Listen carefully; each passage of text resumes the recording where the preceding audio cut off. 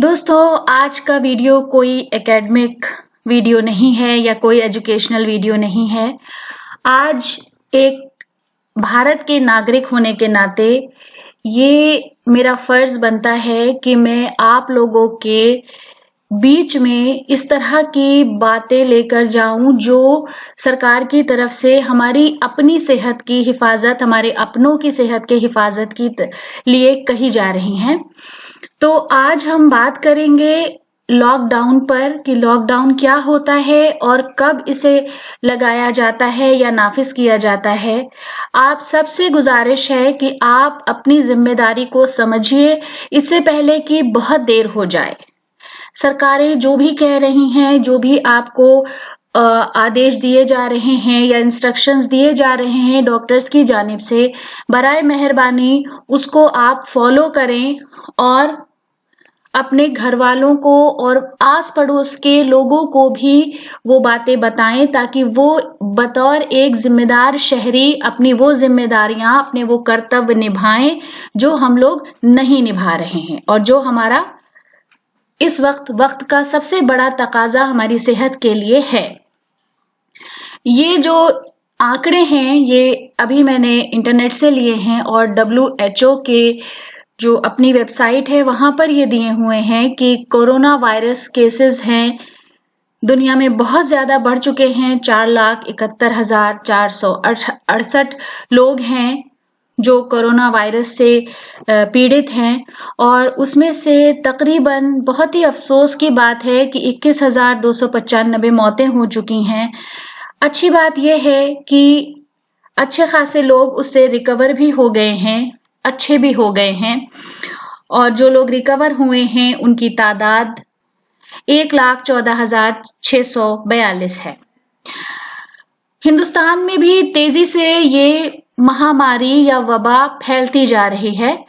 अभी तक हिंदुस्तान में जो केसेस आए हैं, जो रजिस्टर्ड हैं, वो 649 हैं, 49 हैं, जिसमें से 11 लोगों की मौत इससे हो चुकी है और रिकवर्ड हुए हैं 43 लोग। ये फोटो मैंने टाइम्स ऑफ इंडिया की वेबसाइट से ली है।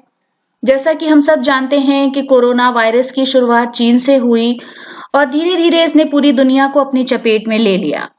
अब इसका असर हिंदुस्तान पर भी साफ साफ नजर आ रहा है। इसका इलाज अभी तक उन मुल्कों के पास भी नहीं है जिनके पास बहुत एडवांस फैसिलिटीज हैं, बहुत पैसा है, बहुत रिसोर्सेज हैं।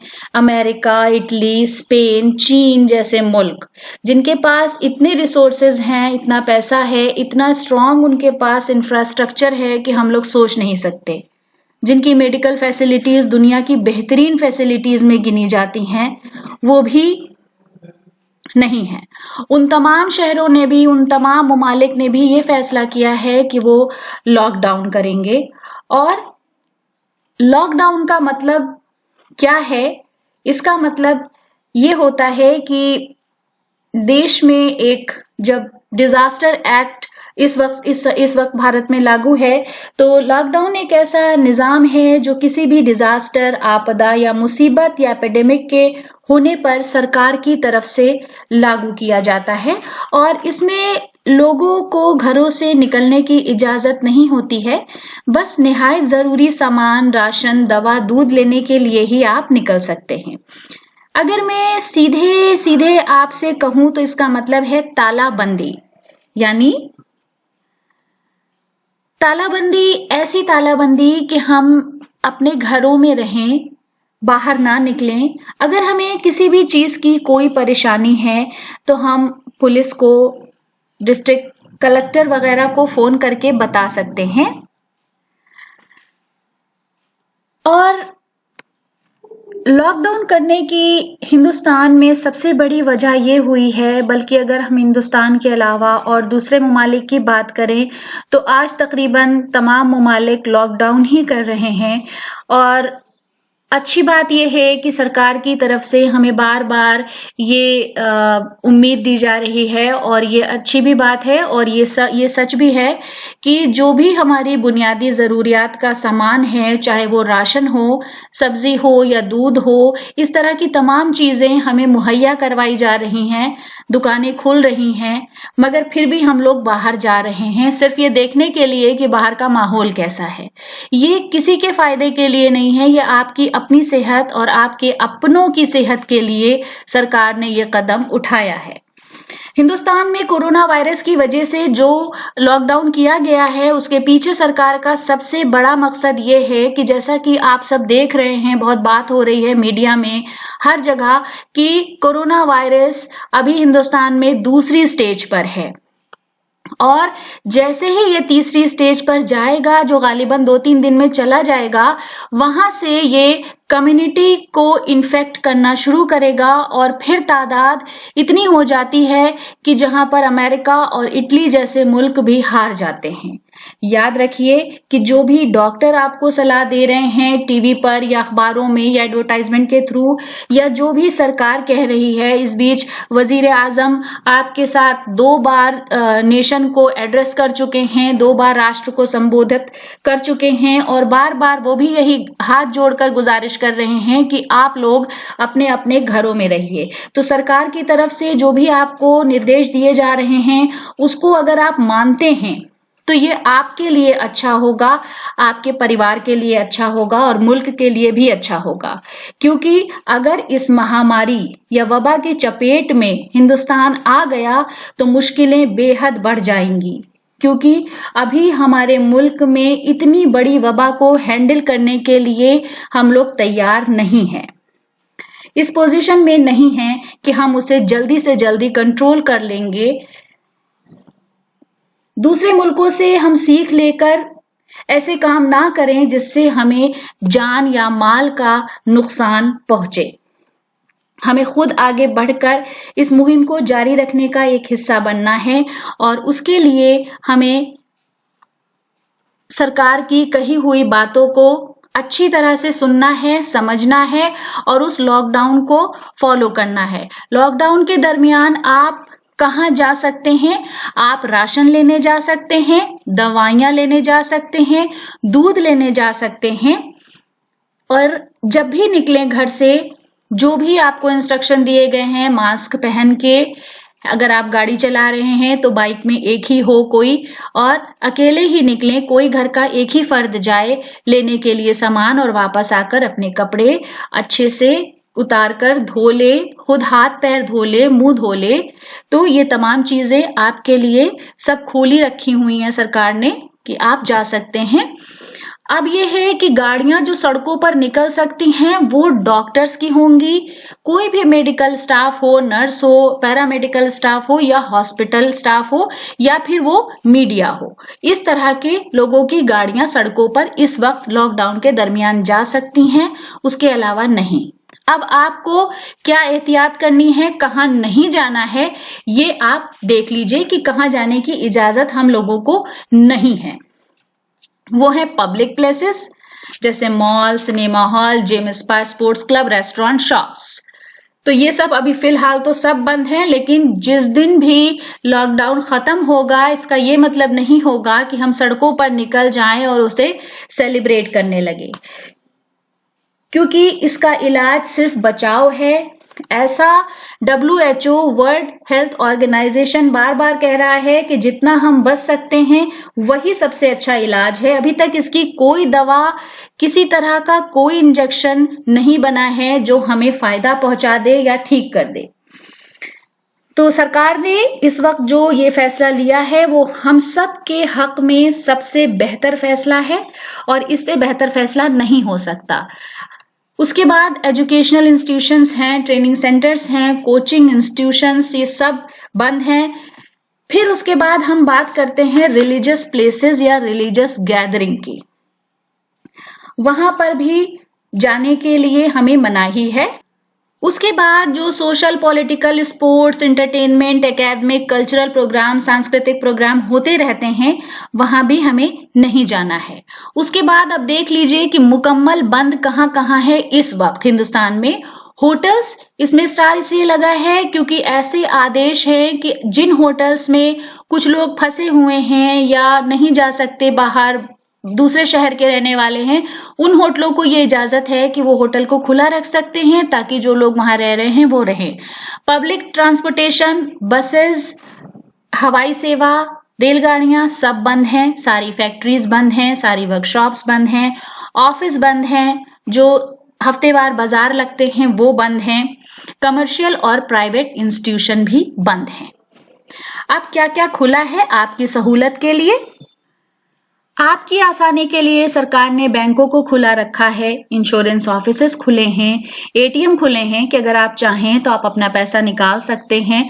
प्रिंट और इलेक्ट्रॉनिक मीडिया खुला हुआ है, telecommunication, internet service, broadcasting, cable, IT service, private security services, ये भी खुले हुए हैं। उसके बाद हम बात करते हैं जिस पर बहुत एम्फेसिस दिया जा रहा है और ये सबसे जरूरी है, इस स्टेज 3 में जाने से पहले हमें इसकी तैयारी करना सबसे जरूरी है, और वो है सोशल डिस्टेंसिंग की। सोशल डिस्टेंसिंग वो है कि जब हम अपने समाज से थोड़ी दूरी बनाकर रखें, यानी अपने घरों में रहें, भीड़ भाड़ वाली जगहों पर जाने से परहेज करें। अब वो भीड़ भाड़ वाली जगह कोई भी हो सकती है, मार्केट प्लेस हो सकता है। तो यहाँ पर आप देख लीजिए, मैंने एक फोटो nationalpost.com से डाउनलोड किया है जो कि गालिबन किसी मगरबी ममालिक का लगता है। यहाँ पर आप सोशल डिस्टेंसिंग देख लीजिए कितनी कितनी है, और एक हमारे वहां का फोटो है जो hindustantimes.com से डाउनलोड किया हुआ है। और ये लॉकडाउन के दौरान जो लोग एकदम पैनिक होकर जा रहे हैं सामान लेने के लिए या एक जगह से दूसरी जगह ट्रैवल कर रहे हैं, ये वो है। तो इस तरह की चीजें नहीं होनी चाहिए हमारे वहां। दूसरी सबसे जरूरी चीज एक ये है कि जो हम धार्मिक स्थलों पर जाने की, प्रार्थना सभाओं में जाने की, नमाजें पढ़ने की या गुरुद्वारे में जाने की या चर्च में जाने की बातें करते हैं, वो इस समय सही नहीं है। देखिए, हमारा अकीदा, विश्वास या आस्था तो दिल में है। हम मंदिर, मस्जिद, गुरुद्वारा, चर्च तो बाहरी रूप है उसका जहां हम जाते हैं। तो इस दौरान अपने ईश्वर और खुदा को अपने घर में ही याद करें। अगर कोई सिम्टम हो तो फौरन डॉक्टर से राब्ता करें, मास्क पहने। जब खांसी जुकाम हो या किसी मरीज की अयादत को जाना हो तब आप मास्क पहने। उसके बाद अगर किसी को इस तरह के लक्षण दिखाई दे रहे हैं तो वो खुद को आइसोलेट कर ले, अकेला कर ले डॉक्टर की सलाह पर। और अगर कोई बाहर से आया है, विदेश से आया है, तो वो 14 दिन का क्वारंटीन बिल्कुल अपने ऊपर नाफिज कर ले। अब आपसे गुजारिश ये है कि आप अपने लिए और अपने परिवार, अपने समाज, अपने देश के लिए काम कीजिए। इस सोशल डिस्टेंसिंग का हिस्सा बनिए, अपने घर पर रहिए। हमारे इस एक कदम से न सिर्फ हम बल्कि हमारे परिवार से लेके देश तक इस खतरनाक और मुहलिक बीमारी से महफूज रह सकता है। और एक बात जो सबसे अहम है वो याद रखिए कि पूरी दुनिया इस महामारी से जूझ रही है, चाहे वो अमेरिका हो, इटली हो, स्पेन हो, चीन हो, जो भी इस तरह की ममालिक हैं। लेकिन हमारे देश में इस संकट के साथ साथ हमारे सामने एक दूसरा संकट भी है, बड़े अफसोस के साथ कहना पड़ रहा है, और वो संकट है जिहालत और अफवाहों का। सोशल मीडिया पर कोई कुछ भी लिख रहा है, डाल रहा है, मसलन जैसे रात भर अगर जागते रहो, अगर सोए तो कोरोना पत्थर का बना देगा, और इस तरह की तमाम अफवाहें जो बिना सर पैर की हैं, या फला जगह फला चीफ मिनिस्टर ने ऐसा ऑर्डर किया है कि कर्फ्यू नाफिज हो रहा है, तो लोग पैनिक में आके एकदम से बाहर निकल जाते हैं। बार बार ये शेयर किया जा रहा है, ये खाओ तो नहीं होगा, ये पियो तो कोरोना नहीं होगा। तो आप सिर्फ ऑथेंटिक रिसोर्सेस की बातें ही माने जो आपको सही सलाह दें। देखिए, आजकल मीडिया में ज्यादातर न्यूज चैनल अपने साथ डॉक्टर्स को और साइकियाट्रिस्ट्स को बिठाकर डिबेट कर रहे हैं। आप वहां कॉल भी कर सकते हैं। आपको सरकार ने बहुत सारे नंबर्स टोल फ्री इशू किए हुए हैं, व्हाट्सएप नंबर भी है, तो आप वहां पर कॉल करके ऑथेंटिक रिसोर्स से ये तमाम चीजें कंफर्म कर सकते हैं। बराए मेहरबानी अफवाहों पर ध्यान ना दें, अपने घर पर रहें, अच्छी किताबें पढ़ें और म्यूजिक सुनें। और आखिर में हम उन लोगों का शुक्रिया अदा करना चाहते हैं जो अपनी सेहत की, अपनी जिंदगी की, अपने खानदान की परवाह ना करते हुए भी रात और दिन अब मानवता के नाते, इंसानियत के नाते, देश प्रेम के नाते अपने भाइयों की सेवा में लगे हैं। वो हैं डॉक्टर्स, तमाम तरह के साइंटिस्ट जो इसकी दवा बनाने के लिए दिन और रात मेहनत कर रहे हैं। हमारा वो स्टाफ जो हमारी सहूलत के लिए सफाई कर रहा है, वो स्टाफ जो हमारे लिए सब्जी बेच रहा है, छोटी छोटी चीजें हैं, जो अपनी दुकान खोलकर बैठा है इसलिए कि हमें परेशानी ना हो। एक शेर है, मेरे जुनून का नतीजा जरूर निकलेगा, इसी स्याह समंदर से नूर निकलेगा। याद रखिए कि इस दौड़ती भागती जिंदगी और दुनिया ने परिवार के साथ गुजारने के लिए जो चंद लम्हे हमें अभी दिए हैं, उनको खुशहाल बनाएं, उनको एंजॉय करें, पैनिक ना हो, ना दूसरों को करें। अपने आसपास देखें, अगर कोई गरीब है जिसके घर में खाना नहीं बन रहा है और अगर आप इस हालत में हैं तो बराए मेहरबानी उसकी मदद करें। दूसरों को भी इस तरह के मैसेजेस जरूर भेजें कि वो घर पर रुकें और अपनी सेहत का ख्याल रखें।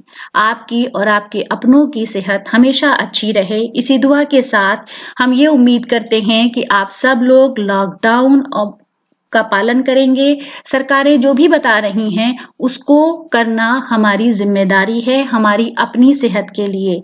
सरकारें जो भी काम कर रही हैं, वो सेंट्रल गवर्नमेंट की हों या स्टेट गवर्नमेंट की हों, वो सब सिर्फ इसलिए काम कर रही हैं कि हम अच्छे रहें, देश अच्छा रहे, नागरिक अच्छे रहें। तो अब बहैसियत शहरी ये हमारी जिम्मेदारी है कि हम उनकी उम्मीदों पर खरे उतरें, अपने घरों में रुकें और अपनी सेहत का और अपनों की सेहत का ख्याल रखें।